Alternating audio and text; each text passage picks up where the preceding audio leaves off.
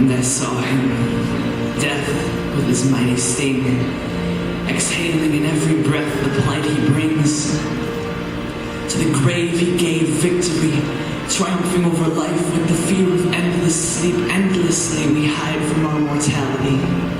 Mortally wounded from birth, we lie to ourselves from infancy. Infinitely investing time in a life that will inevitably be taken by this incredible creature that now stands before me. Death. He manifests himself on ordinary days. His 6-foot stomach growls with hunger pains. For his meal he cannot wait, so we are forced to taste him even before the grave. We are all dying, and there is no other way.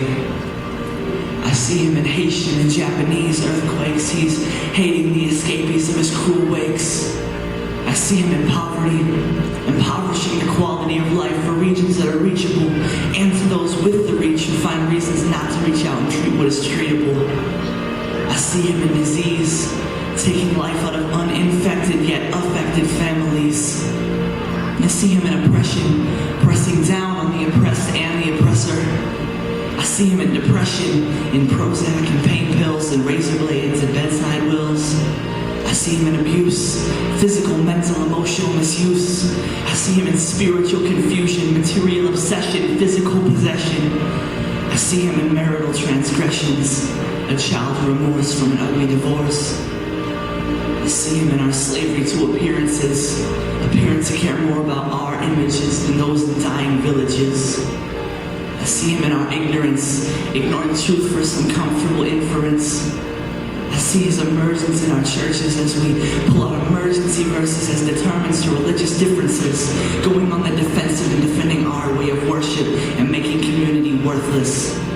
Death is killing us. Before we even enter the surface of the earth, we are in service of his words.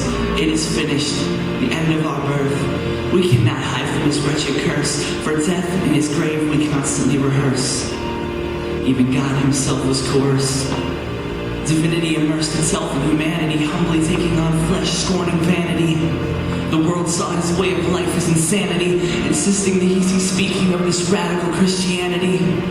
But man found him guilty, accusing God of blasphemy, performing the ultimate usurpation by slaying Christ on Calvary.